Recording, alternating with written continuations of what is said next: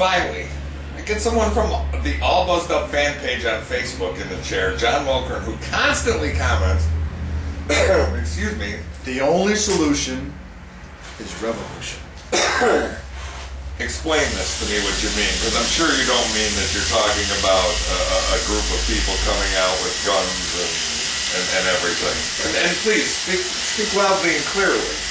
Well, it might come to that, but the type of revolution that I'm talking about is a organized, peaceful revolution, because, in my opinion, I don't think that the democratic process works anymore in the United States. I don't think it matters if you're a Democrat or a Republican. And well, I've always said myself, the system is broken. I've always said myself, I consider myself a realist, not so much a Democrat or a Republican. But the whole political and democratic system within the government is corrupt and no longer works. So it doesn't matter if you vote for a Republican or if you vote for a Democrat or whoever you vote for. It no longer matters, because neither one of them can get anything done within the political environment that exists now.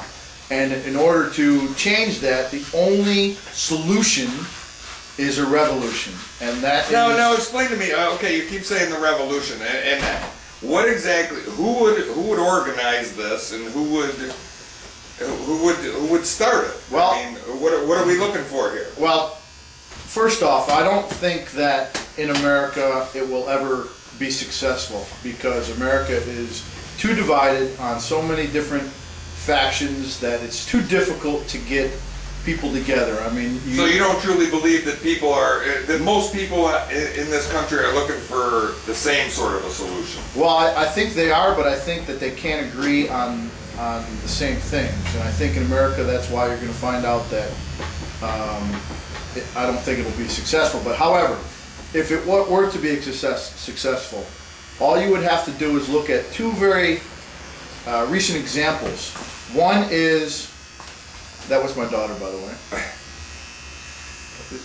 is the Native American Indians in New York State. Every year, or every couple of years, the New York State requests that they are going to take the taxes from the Indians for the tobacco that they sell on their reservations. And what do? They shut down the New York State Thruway by burning tires, and eventually New York State subsides, concedes, and it goes back to normal. Now recently, 2 years ago, in Thailand, the Thai people requested from the government that they remove the Prime Minister, which his name was Thaksin, who was elected illegally, and for 2 years the people had demanded that he be removed. Of course, the government didn't do anything about it, and then finally in November of 2008, they shut down the International Bangkok Airport. So essentially they shut down the infrastructure, one of the largest airports in the United States. And United States? Or excuse me, in Thailand. And 1 week later, Thaksin was out of office. So I think... So how about an example of what you think would work in our government? They shut down their airports, so what would work in our government? Well, what do we need to shut down? Number one, you have to have an organization, you have to have a group of people that says, we are tired of this, and they have to have a list of demands to change the government. Those would be, in my opinion, is they would have to remove lobbyists. You'd have to make lobbyists be illegal. You would have to limit terms for senators and congressmen. You would have to remove the Electoral College. Make the government live by the same laws they write for us instead of the ones they write for themselves. Yep, that's another one, amongst others. And in order to do that, you're not going to do that democratically, because if you vote for a Democrat or Republican, they're going to play the same game that they have always played for as long as they've been playing it. So the only way you can do that is through a revolution. In order to accomplish that, you have to do a peaceful revolution, and in order to accomplish that, you have to shut down infrastructure. Just don't that would be one example. There's other methods, but shutting down infrastructure. But shutting down infrastructure also would include putting people out of work somehow, some way, and I don't think you're going to see any group. That is a sacrifice, and that's why I say that. Well, I think if people wanted to make enough of a sacrifice, why don't they just go out and vote and get enough of the people to vote? And obviously, with these new parties come through, which are tea parties and whatnot, you've got New York State Governor running for Governor Carl Palladino, who's now under the. He's got the taxpayers. Yeah, line. The taxpayers line. Well, it goes back to the fundamentals. You have to change the political environment. You will not change it by voting for the same political.